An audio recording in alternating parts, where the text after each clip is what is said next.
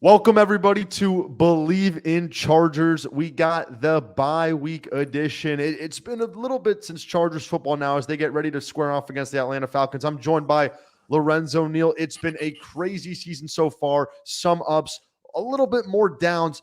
But here's the deal. The Chargers are 4-3 heading into the second half of the season. Lorenzo Neal, how have you been, my man? One word, legendary. I feel amazing, brother. Even though the sun still comes up, sometimes we get a little bad weather, some rain, which we need. The sun will come out tomorrow, like Annie. Tomorrow, tomorrow. I'll love you tomorrow. Um, and I think people are still going to love the Chargers, and you're still going to love them because it's your team. They're like kind of like the weather. It's good, bad, and different, but you still stay with it and stay loyal.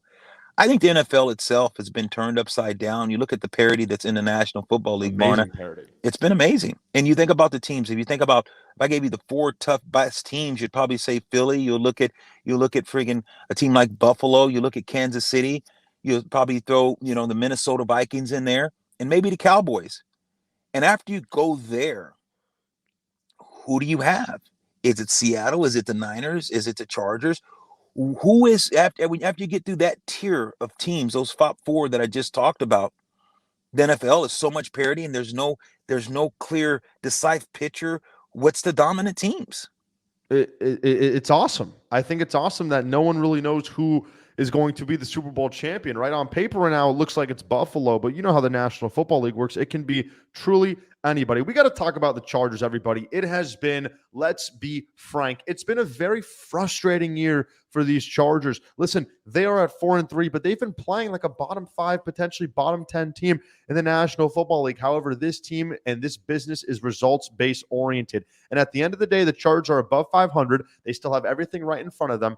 But they're at this bye week, Lorenzo, and the story of this franchise, not just this year, over the last decade plus, has been injuries. And it has continued to plague them this year as well. We've seen Keenan Allen. He's played 4 quarters so far this year. That hamstring injury, they look like they brought him back too early. He's still yet to be determined to play this week. In Atlanta, Mike Williams is out for a month. Bosa's been out for a month. Slater's out for a year. Justin Herbert doesn't want to throw the ball more than 15 yards because his rib injury. And it goes on and on and on. But somehow they're 4-3. Lorenzo, I mean, what are your thoughts so far on this Chargers team? Let's start on the offensive side of the ball. They were top 5 offensive team last year. Now they're kind of down in the pack league average. A lot of checkdowns, a lot of questionable play calling.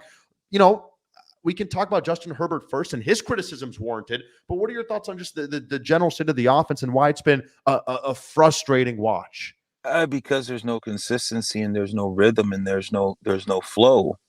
And flow just means, people say, hey, look, what are you? Identity. It's okay if you're going to throw the ball, but show me some consistency. Show me some sustainability throwing the ball.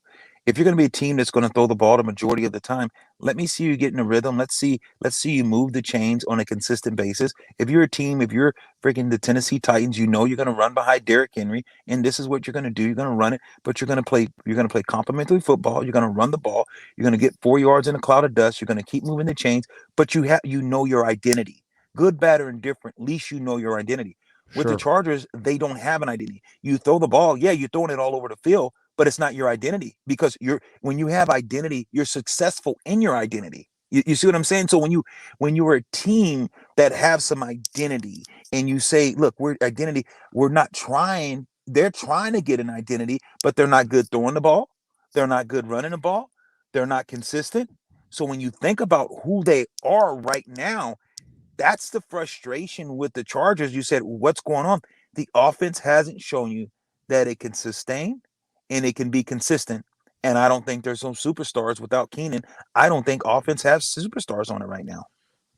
Everybody, again, we're going to get into this. Thanks for chiming in to Bleav in Chargers with Lorenzo Neal and Borna Azar. Remember, this is brought to you by betonline.ag, your number one source for all betting needs. It's not too late to have some picks for this week in the National Football League and for the rest of the NFL season. I remember Lorenzo Neal was adamant that the Buffalo Bills would not lose more than 2 games. Well, that bet on BetOnline is looking a little bit juicier every week. The Bills get a W in the column. So everyone, go to betonline.ag, use code Bleav, BLEAV, and get $50 off your welcome bonus. Bleav. Here's the situation. Here's how I analyze Lorenzo Neal good offenses in the National Football League. It's called third down. All right. It's a money down. It's a money time. It's a time to be alive. And when you look at the Chargers last year, they converted 65% of their third downs with 3 or fewer yards to gain. We take a look at this year, the conversion rate has dwindled just to slightly above 50%. You're telling me 3rd and 3 with this high potent offense, they're only converting that half of the time,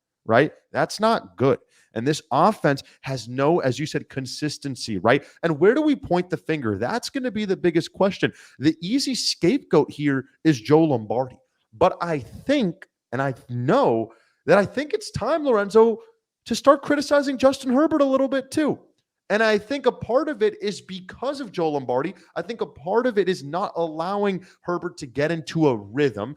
Herbert's a rhythm quarterback. He gets one completion, it's going to lead to his second, his third, his fourth. But if you have a lot of broken up plays, it's tough for him to get into a rhythm. But now you look at Justin Herbert, a lot of people are questioning, is he taking too long with his progressions? Is he worried about the rib, which is why he's not standing in the pocket too long and just checking it down every time? You remember that Broncos win, Lorenzo Neal? He threw the ball like 60 times for like 230 yards. That's a stat line you never see. So how much of this do you peg on Lombardi? How much of it do you peg on Herbert? How much of it do you peg on the line? And how much do you peg on it on the injury? Or is it just kind of everything mashed up together is creating an issue? I think you blame it on the latter. Like you said, it's everything. It's mush it all in. You said, what do? You mush it all in. You talked about it's Herbert. You talked about it's Lombardi. You talked about it's the offensive line. You talked about all those things. And yes, you have to mush those all in. When you make a cake, if you don't have the eggs, you don't put the butter and the water and all those different things, that's how you make a cake. And you got to say all of them play their own part. The batter plays its part, the egg plays its part, the water, they all have a part in this. And when you think about Joe Lombardi, the inconsistency of the calling, it says, okay, what are we doing? You see it sometimes. I think Joe Lombardi's in a tough spot because Kolesko, head coach says, let's go for it.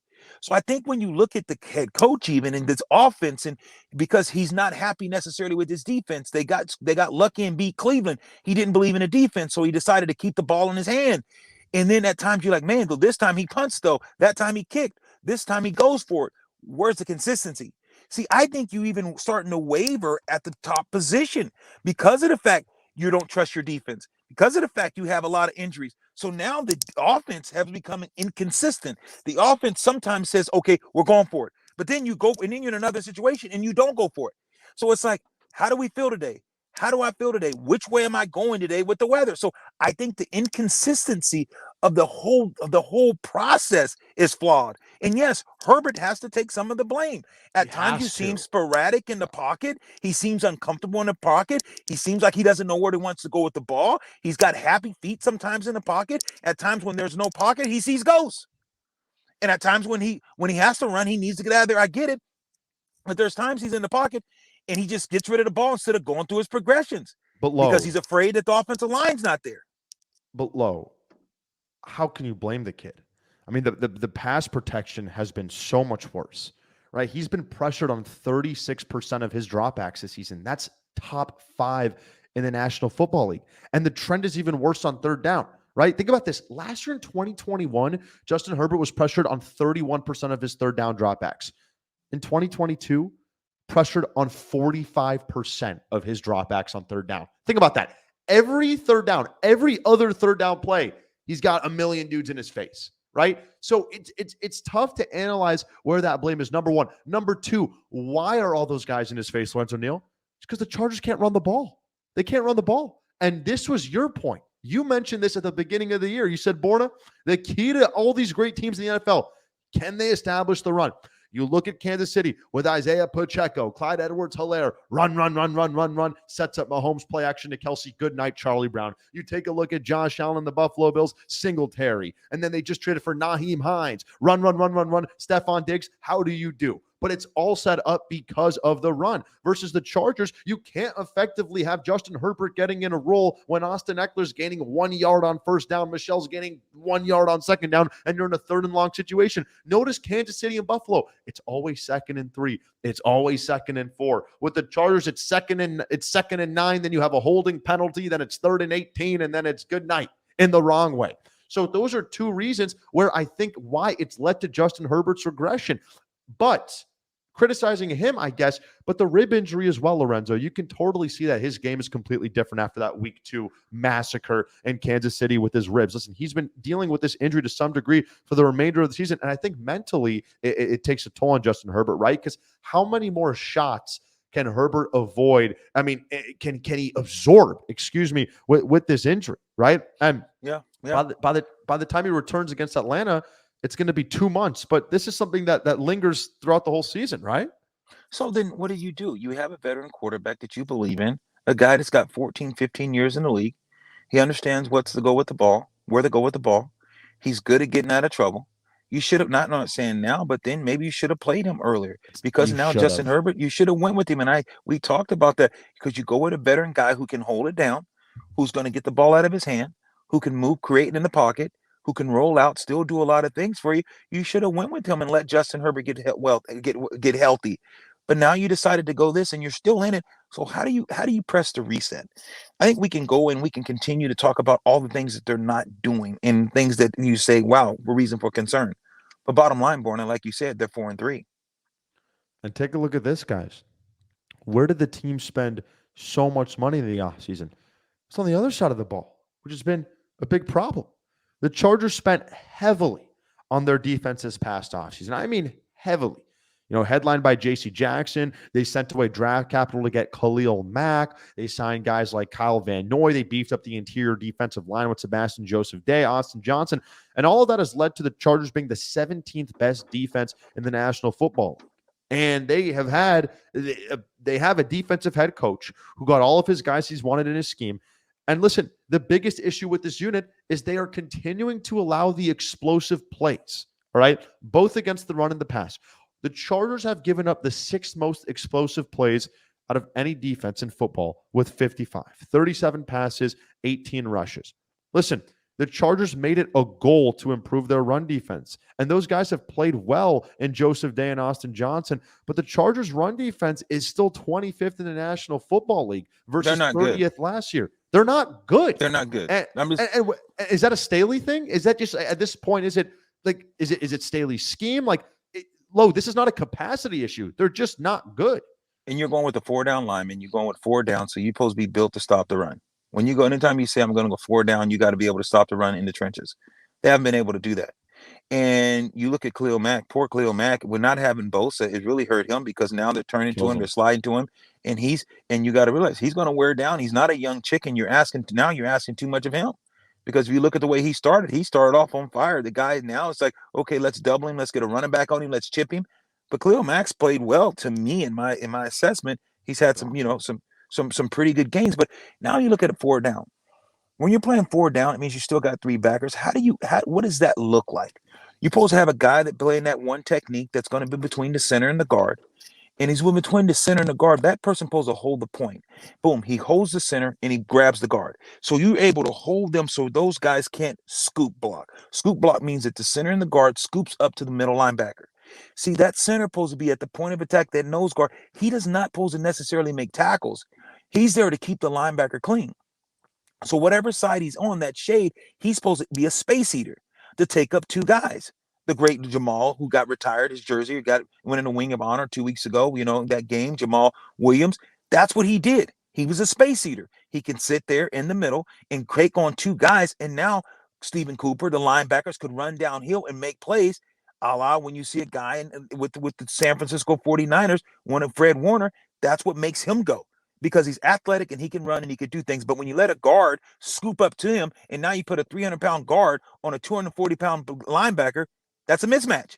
So the defense isn't doing its primary job to keep those linebackers free. And the linebackers, if they're free, they got to be able to run and make plays and hit the gaps and stop the run. They haven't been able to do that. So now teams are winning on 1st and 2nd down in the run game. And now it's 3rd down. Now it's 3rd and short, 3rd and medium. And now you're 2-dimensional.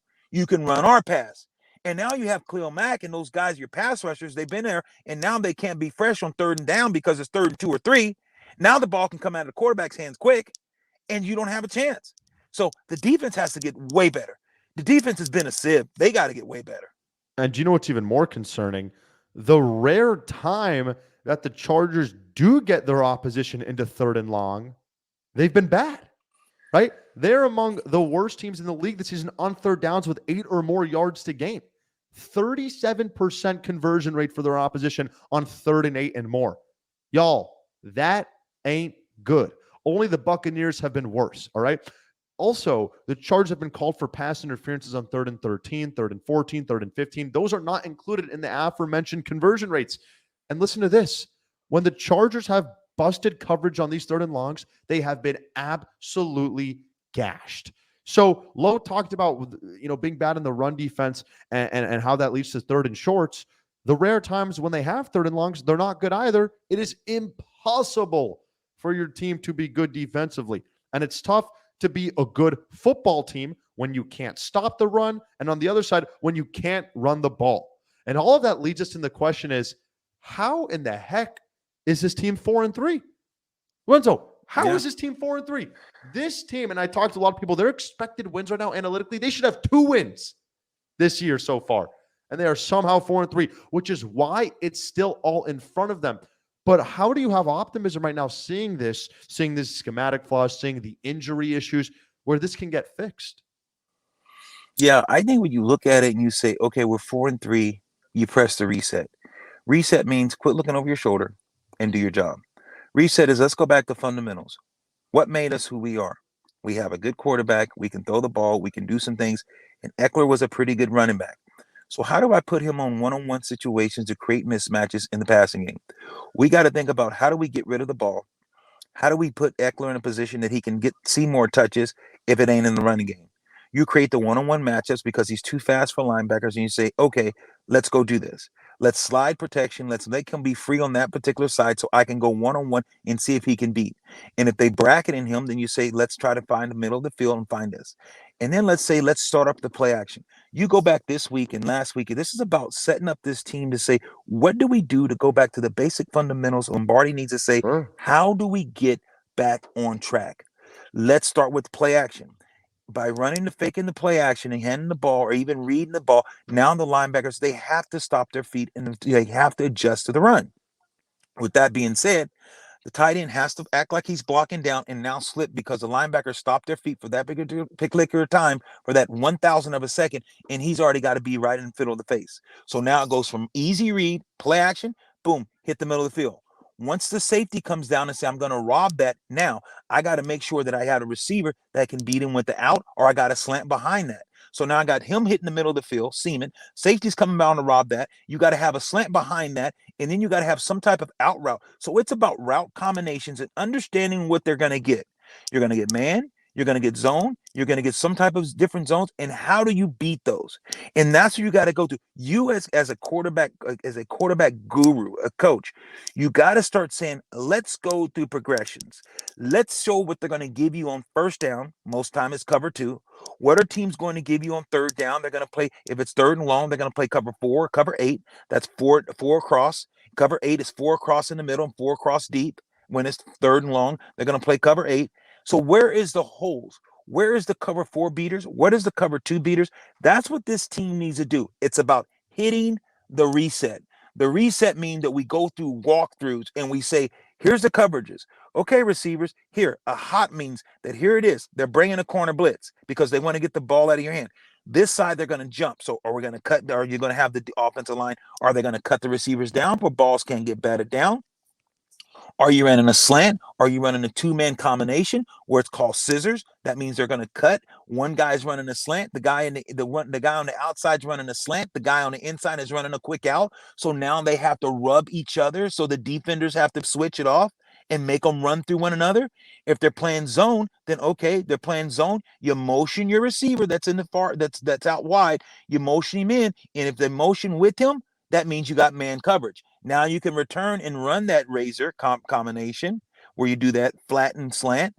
Now, if they don't, then you know it's zone. So if that's the case, if it's zone, then he stacks behind. And now when they release, you push to the guy that's playing zone and now whips his head around and catches the ball.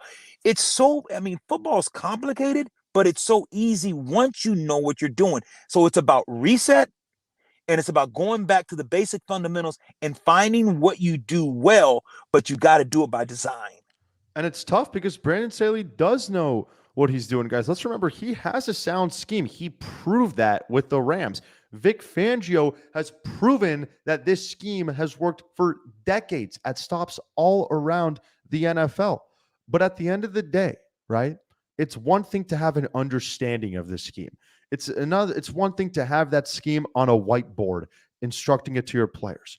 But it's another thing to translate that scheme to your players so they can execute that scheme consistently. And in Staley's defense, it doesn't help when the Chargers have had to deal with this injuries on this side of the ball at this level. I mean, Joey Bosa has been out since week 3 with a groin injury. J.C. Jackson is now out for the season after rupturing his patellar tendon against the Seahawks. He missed 2 games this season with an ankle injury. And listen, with J.C. Jackson, Lorenzo Neal, he was a very expensive free agent signing, and the Chargers were expecting J.C. Jackson to be a big, big, big part of their defense. And, despite his early struggles, you would hope that he was going to improve, and it hasn't been that way. And now it's an extremely long road to recovery, at least 9 months after having surgery on Wednesday. So that's kind of the issue with the Chargers on both sides of the ball. And that led us Chargers fans into kind of the trade deadline the other day. And we saw lots of Chargers fans lobbying, complaining as to why the Chargers didn't make a move. You saw a lot of other teams in the AFC make a move. You saw Bradley Chubb go to Miami in that huge acquisition. You saw some other big-time moves. So there's 2 angles we can see this, Lorenzo Neal, why the Chargers didn't make a move. Angle number 1 is this team just not confident that they can make some noise so they don't want to gut their future in terms of draft capital? Or B, Brandon Staley said in his presser, we think we're going to get a lot of our guys back. They're just hurt. If they were out for the season, then we would make these trades, but they're not. Which one do you believe more? I think they're not good enough. I think the latter of the two. I mean, when you look at the team and see the inconsistency, even when guys were healthy, they weren't playing that well with everybody, even when Bosa and all the guys. So they weren't showing you never saw consistency, even against Kansas City defense, offensively. At times there's some of the play calling, some of the decision making. So I think it's the latter of the two. This team, like I said, it's got to press the reset, and it's got to get better, because when you look at Bradley Chubb and you think about how physical of a runner and what he does, he can break the arm tackle. Think about what a complimentary. Now you have 2 guys, you have 2 starters. You would have helped Eckler tremendously, because you're not able to run the ball consistently and you're not able to save your defense. So now go get a chain mover. Bradley Chubb is a game changer, and he's a chain mover. He runs physical. The Miami Dolphins, I like what they did. They understood. They got a young quarterback. They got a pretty good defensive front. And they said, if we go get a guy that can help us do ball control, because we have weapons outside receiver, now we're going to be able to compete. And I think the Chargers had an opportunity to go in on a Bradley Chubb, a big physical type of back, and a guy that can make it happen. And here's another situation. When you take a look at this trade deadline, the Chargers are not a team that has a ton of money to spend, guys. Remember, this is a team that's, sure, they're in the Los Angeles market, but they've notoriously been a little bit frugal with how they spend, and they kind of went against traditional norm and brought out the Brinks trucks. But you have to take consideration to the salary cap situation. The Chargers only had about $4.97 million left in cap space this season. They're already projected over $3 million over the cap for next season. So they can make moves to get under the cap, like cutting Michael Davis. We'll talk about some other guys. I know Keenan Allen. I'll be an offseason story, but we're going to get into him a little bit later.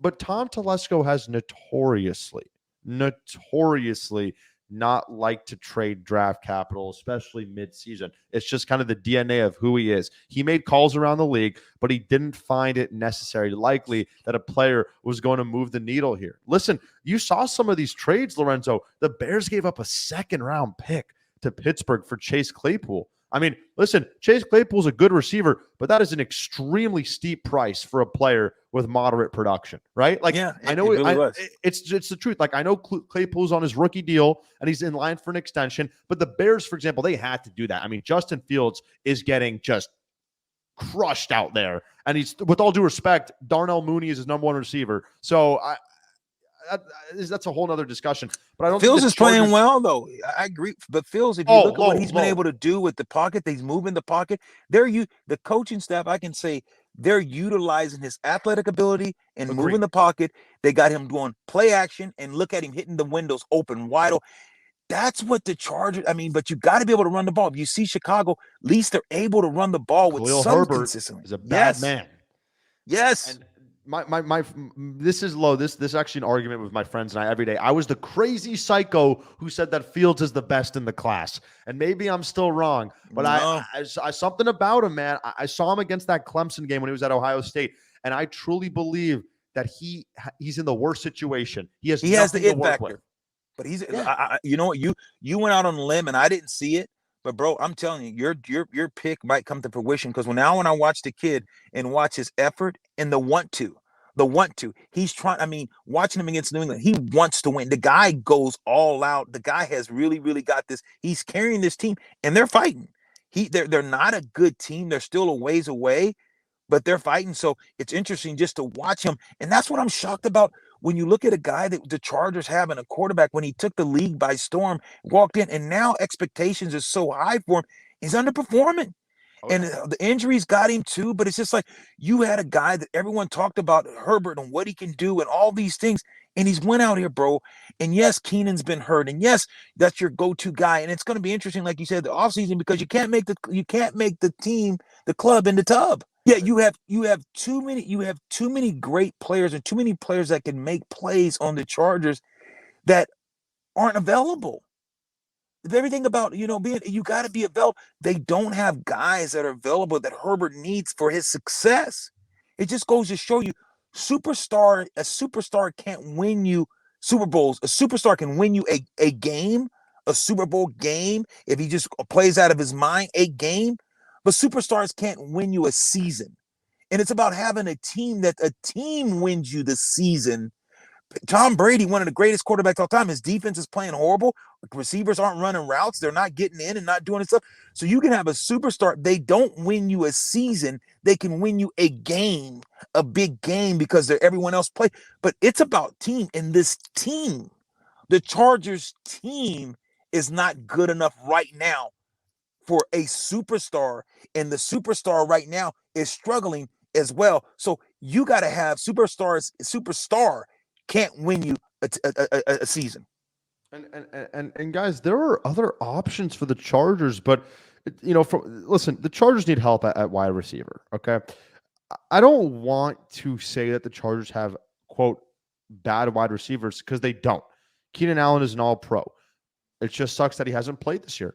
Mike Williams, we were fortunate enough to have him on the show. Awesome guy. He's been inconsistent at times this year. There's sometimes we talk about it. We talked about it to Mike. Some days he's incredible, and other days, he's not as productive.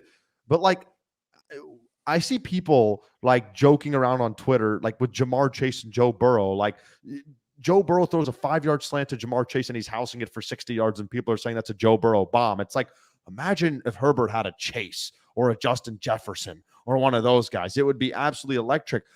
But you take a look at some other trades that were made around the league. Kansas City, guys, very sneaky trade.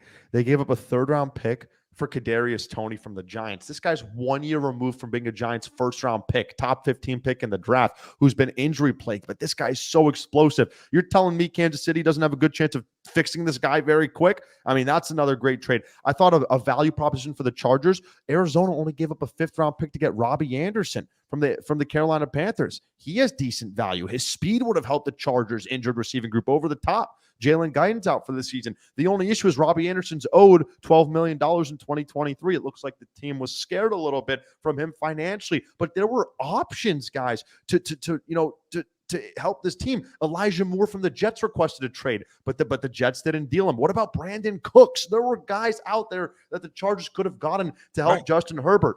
But apparently they never were going to make a desperation trade for a receiver, despite the outside noise. Keenan should be back soon. Mike should be back in a month. But I don't know if we're getting the production from those guys. And Coach Staley said he really wants to see that group out there together playing, because that hasn't been able to happen this season. So, What about the Lo, consistency? Real quick, I know what you're saying. You're absolutely right, but yeah, coach need to realize those guys haven't given you the consistency because of injuries. You look at teams that are saying that they have an opportunity.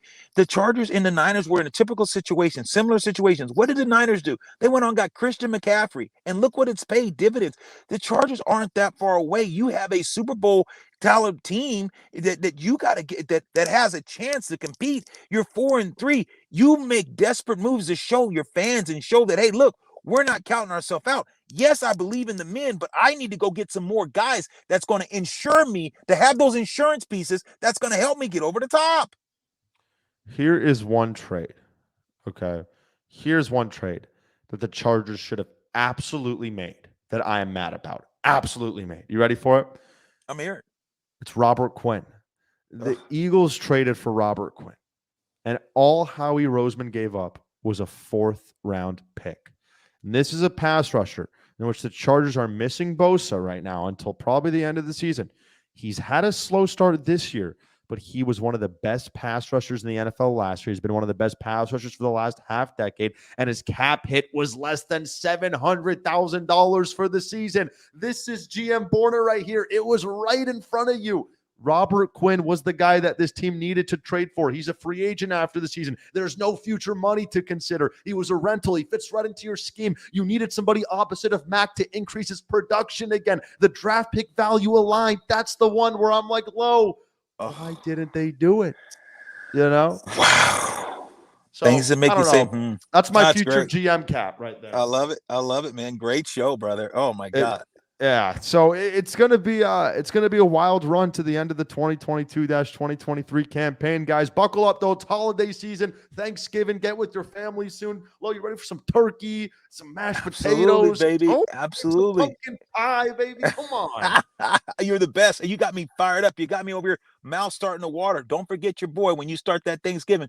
Big Lowe's coming down the grub ditch. You see what you're throwing down, baby. Yes, sir. Yes, sir, Lorenzo. Listen, always a good time getting on the mic with you. We'll talk about Chargers Falcons when that game concludes, probably early next week. Excited to watch this thing unfold, man. And guys, remember, it's going to be such a fun year in the NFL. There's so much parity. As Lorenzo said, we have no idea who's going to be hoisting the Vince Lombardi trophy in February. I know Lo thinks it's going to be the Bills, but we'll see, man. Anything can happen in the NFL, Lo. It's always good doing this with you, brother. Hey, you're the best, man. Cheers. Go Chargers.